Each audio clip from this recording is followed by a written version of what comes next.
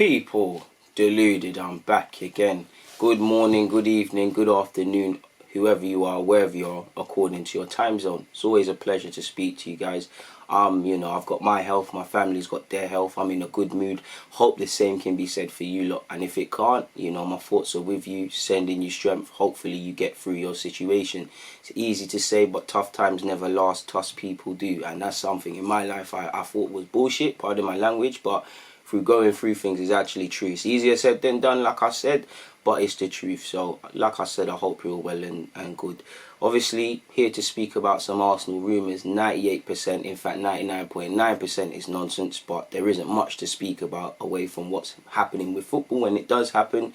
But yeah, first and foremost, I'd like to also say once again, thank you for voting for me in the Football Content Awards. If you haven't already, please make sure you look at my description or the comments. I finally updated it and there's a working link. You lot voted for me to get to the final. Let's try and bring it home. You can vote on Instagram, you can vote on Twitter, you can vote on their website, you can vote across all.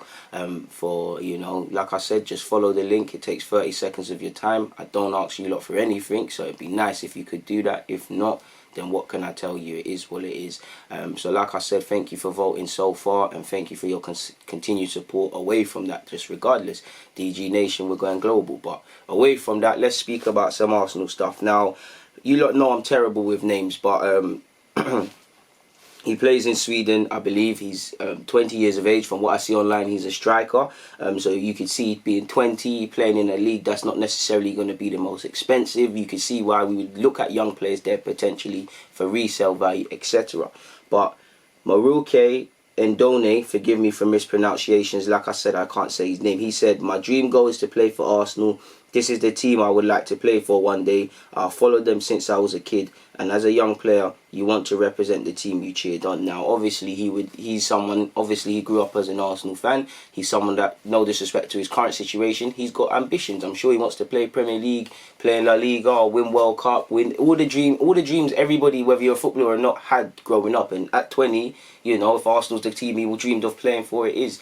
There's been no links, as far as I'm concerned. I don't know if we're watching him.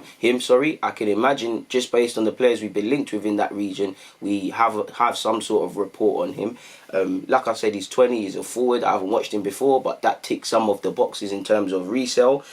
He looks quite tall, so I assume he's a target man or got a bit of a physical body around him to be able to hold off challenges. He's contracted until 2022. Just by looking online, he's made 3 appearances and scored 1 goal. So I'm not too sure of his abilities, and he is of Senegalese descent, so I think he's eligible to play for Sweden and Senegal. So if he hasn't been capped by Sweden already, we'll have to see what happens in that regards. He does look quite prolific at youth level, though, I'm not going to lie. In all competitions in the under-18s, not that it means much, because I've seen hella prolific man come through Arsenal's academy and it hasn't happened. No disrespect to him, but he's got 23 goals in 20 appearances. For Elfsberg at first team level, he's only got 2 goals in 11 apps. But for their under 21s, he's got 7 goals in 14 games and 1 assist. For their under 19 side, he's got 25 goals in 22 games. So he clearly knows how to score goals. But beyond that, I've never watched the man, so I don't know anything to really say anything really and truly. But it's nice to see, obviously, whatever team you support, it's lovely to see someone speak about it like that. And hopefully, if he's got the ability, I'd like to see your dreams come true one day.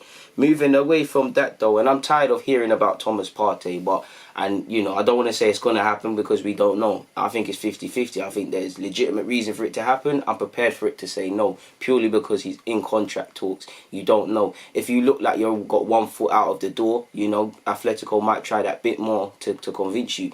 At the age he's at, the quality of contract has to be right. So, maybe he's waiting on a couple more bonuses. Maybe he's waiting on better wages. Maybe he thinks he should be rewarded more. Because, again, obviously Arsenal can offer him playing in the Premier League, historically what Arsenal are and stuff like that. There's plenty of reasons. But Atletico, I know their financial situation could force them to break up that side. But you're giving up Champions League football. You're giving up being in a good structure. I don't think Partey wants to leave as much as fans per se. I think it's 50-50. I think he's open to a new experience in this time. I do think if Atletico offer him a suitable contract, I think they'll commit to it. And I will say this, Partey's got to ask the people around him what they're doing, because he's had family members consistently speaking. He's had agencies egg fans on it, asking what should his next team be and stuff like that. It's not really nice for a man that's trying to sort out one of the last big contracts and decisive contracts in his career. But the latest reports on Twitter, and it allegedly is from a credible source. I can't say his at, but apparently he was one of the first to speak about Torreira or something. Not that I know any of this. This is all nonsense. But it said it is true that Thomas has offers from others, and that Arsenal will pay the 50 million euros in his clause.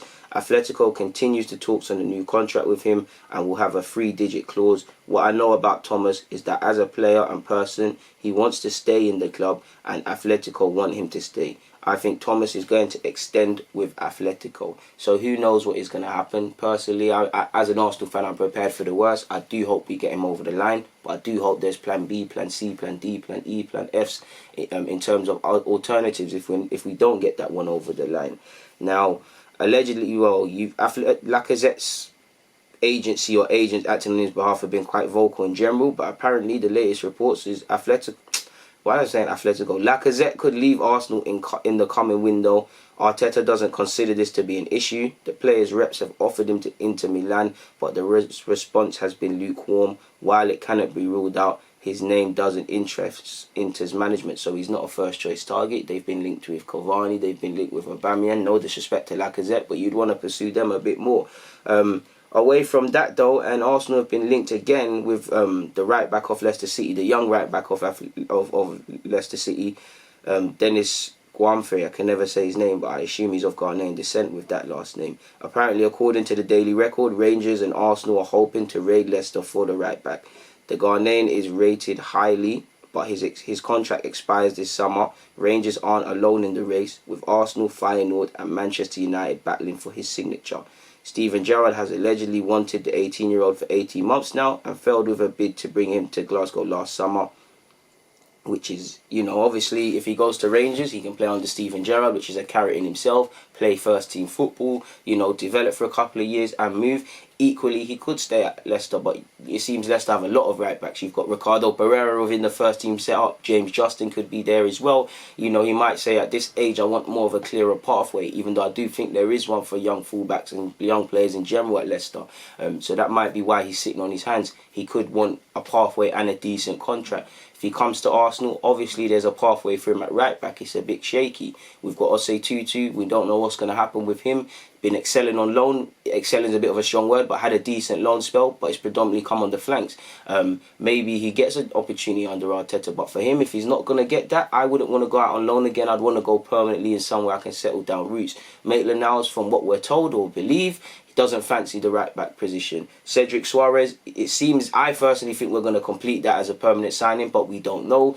Bellerin's been injured, and Bellerin's contract is actually something that's up for debate. So there's a bit of to-ing and fro-ing. So there's, on one hand, there isn't a pathway, because I've just said what Maitland-Niles can be used there, Suarez can be used there, Bellerin and Tutu. So you've probably got three. I don't know if Tutu will be ahead of him, but you've got, let's say, 3 to 4 players fighting for that one spot. If we look at it on the other hand, there is an opportunity, because really you could say it's just Bellerin and we bring in my man to be number 2. If Arsenal say that to you, then cool. Rangers, for me, is an enticing proposition. There's a pathway at United as well, but then again, you're fighting Wan-Bissaka, who's going to be their fullback for a number of years. And like Arsenal, United is a bigger club than us, and United is a big club, and there's a big enough carrot to sign.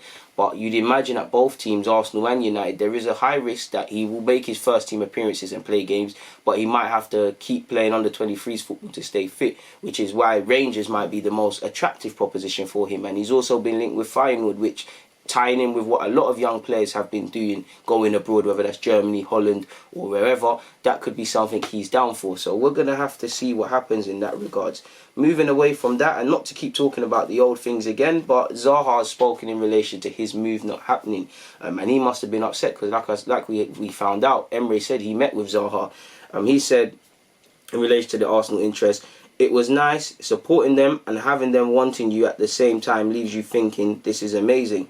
But things never work out, so you just have to move on as quickly as possible.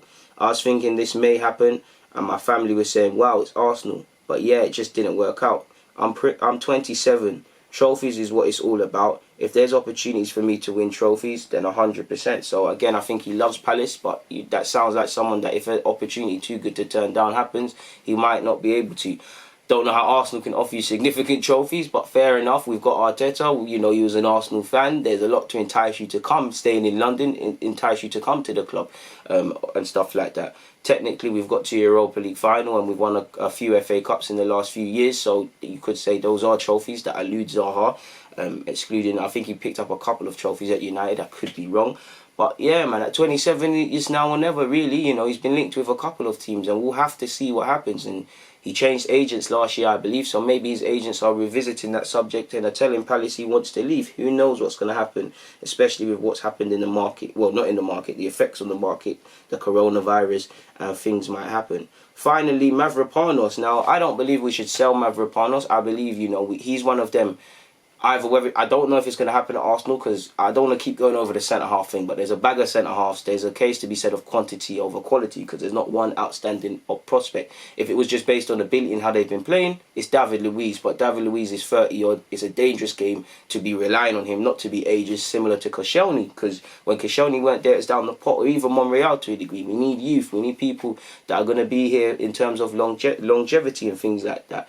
And I think Mavropanos is one of those players where I'm not saying he's going to make it at Arsenal, but I think you loan him out for a couple of years, you give him a chance, you try and turn him into a £20 million player or something. If he makes it here, great. If not, you make even more of a handsome profit.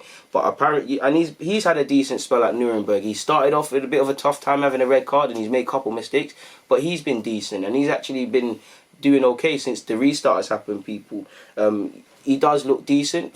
You know, from all the players I did interviews with, they actually name drop him and say he's a beast in training. He's good with the ball at his feet. He's strong, and stuff like that. But you do know Mavropanos needs first team football. He's been starved of it. He done decent against Man United, but then he looked shaky against Watford. Then he made that mistake. He gave away the free kick, I believe, that led to Mustafi making that mistake against Palace. So as a centre half, you need experience. You need to stop being naive, and he is still a bit raw, still a bit fresh. With all respect to the Greek football and Greek nationality football and stuff, and Greek national football, I meant.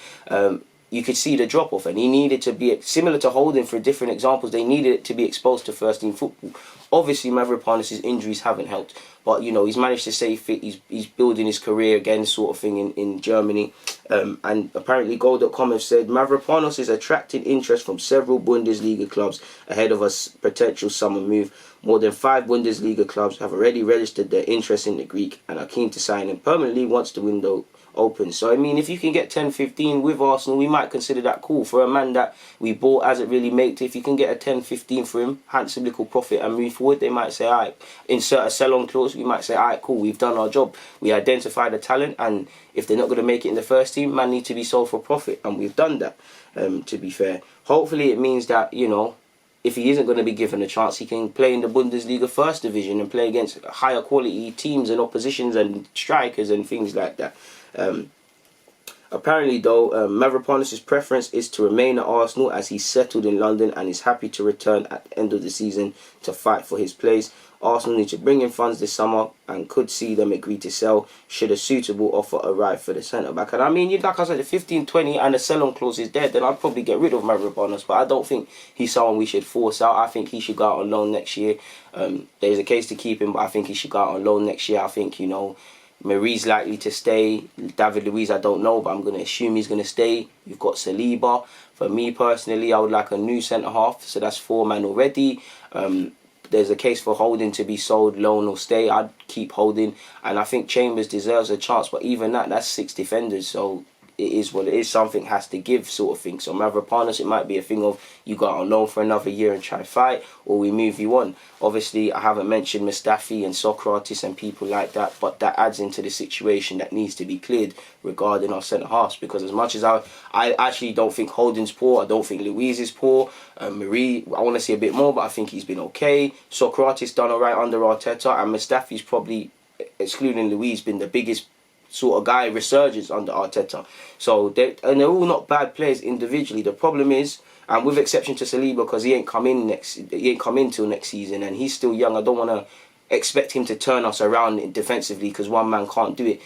There's not really one. Look, if we put all these defenders at the table, there's not really. Is there really, for want of better phrases, is there one you really have confidence in? Like 38 games, you know, you're gonna make the difference. In the same way, Aubameyang, you're gonna make the difference scoring them goals. Who knows where we'd be without his goals? I don't see it really, because I don't know if the players that Formers has taken up, I don't know if they're gonna be at it again. The young centre halves, they need to stay fit and kick on. There's too much centre halves. There's not really quality. There's not an outstanding. No disrespect. If you put them all here in front of you, people, I don't know if you can see the grass.